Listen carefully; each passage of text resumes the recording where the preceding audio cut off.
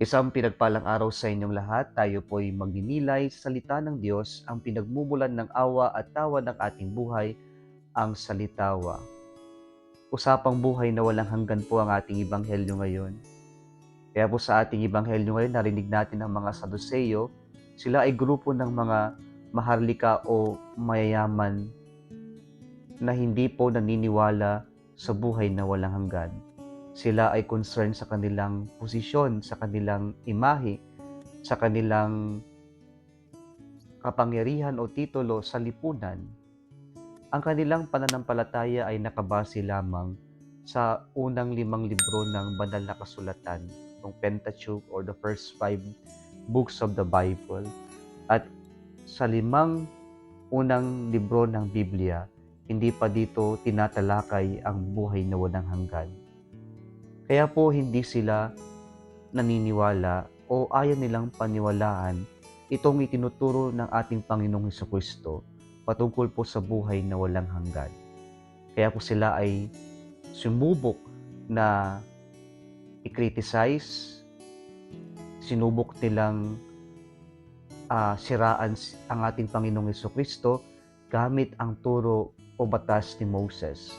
At yung batas na yon ay kapag namatay yung asawa ng babae ay nasasaad sa batas na kailangan siyang asawahin ng ikalawang kapatid ng lalaki.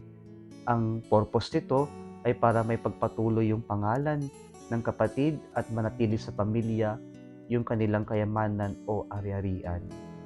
At sa huling parte ng kanilang pagsubok kay Jesus sa ating Panginoon, tinanong nila kanino magiging asawa ang babae, sapagkat ang babae ay inasawa ng 7 magkakapatid. Kanino?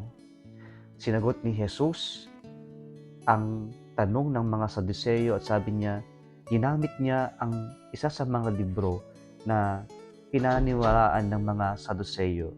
Sinabi niya ang libro ng Exodo, ako ang Diyos ni Abraham, ang Diyos ni Isaac, ang Diyos ni Jacob.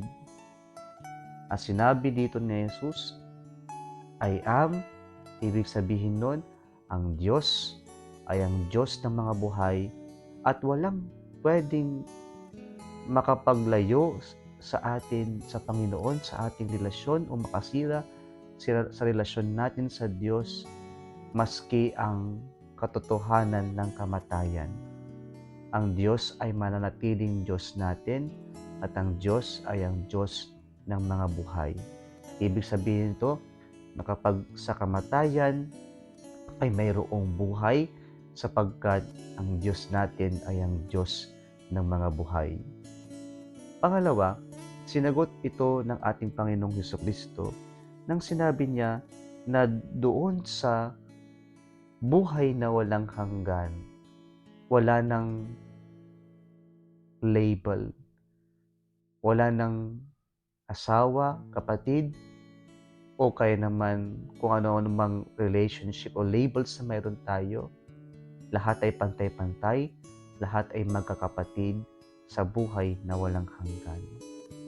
Kaya po, pinapakita rin sa atin dito na ang bukasyon natin, pagpapare, pagmamadre, pag-aasawa, pagiging single, ay daan yan patungo sa buhay na walang hanggan.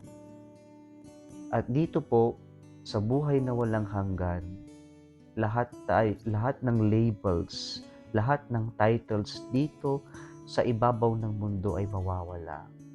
At isa na lamang ang mananatili, tayo ay mga anak ng Diyos.